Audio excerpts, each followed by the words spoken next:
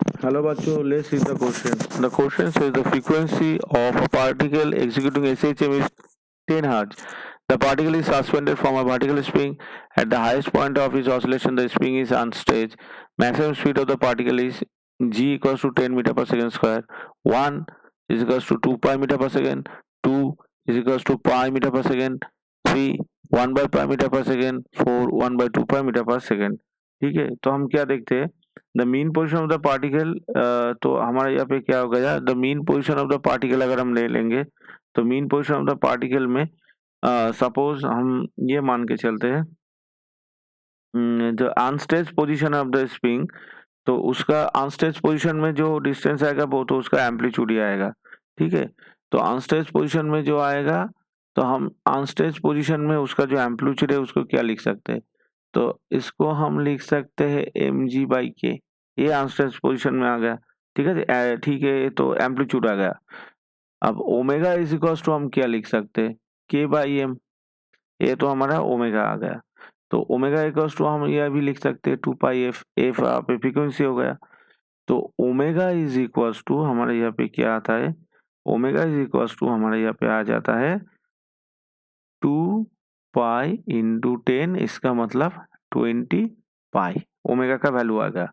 अभी V max, अगर हम मैक्सिमम वेलोसिटी कैलकुलेशन करें, मैक्सिमम वेलोसिटी क्या आएगा, ओमेगा इंटू ए आएगा।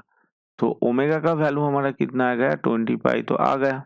ठीक है, और ए का वैल्यू हमारा कितना आ गया, ए का वैल्यू हमारा आ गया mg/k। ठीक है, सो वी मैक्स का जो वैल्यू आएगा वो कितना आएगा, वी मैक्स का वैल्यू हमारा यहाँ पे आ जाता है एम का वैल्यू कितना है यहाँ पे, एम का वैल्यू, एम जी का जो वैल्यू है, एम जी का वैल्यू हम अगर रिप्लेस कर देते तो हम यहाँ पे क्या लिख सकते हैं, जी इंटू 20 पाई बाय हमारा यहाँ पे जो ओमेगा है, जो ओमेगा का वैल्यू कितना है, ओमेगा का वैल्यू हम यहाँ से k/m ये देख सकते हैं, k/m। ठीक है, तो k/m यहाँ पे हम यहाँ पे रिप्लेस करके क्या लिख सकते हैं, तो k/m ओमेगा स्क्वायर, इसका मतलब k/m का वैल्यू हो गया ओमेगा स्क्वायर। यहाँ पे लिख लेते हैं हम k/m, इसका वैल्यू हमारा हो गया ओमेगा स्क्वायर। इसका मतलब k/m का जो वैल्यू होगा वो कितना होगा, 20 पाई तो होल स्क्वायर इसका। तो यहाँ पे m/k का जो वैल्यू होगा वो कितना आएगा, 1/400 पाई स्क्वायर, ये आ जाएगा। ठीक है, तो हमारा यहाँ पे हम लिख सकते हैं 400 पाई स्क्वायर।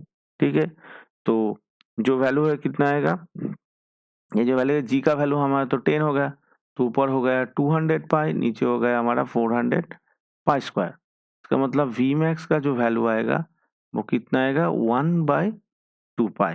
ठीक है, तो इसका वैल्यू आएगा 1/2 पाई मीटर पर सेकेंड। अगर कैलकुलेट करेंगे तो कौन से मैच होगा, ऑप्शन 4 जो है इससे हमारा आंसर मैच हो जाएगा। ठीक है, hope you all understood it well. Best of luck, thank you.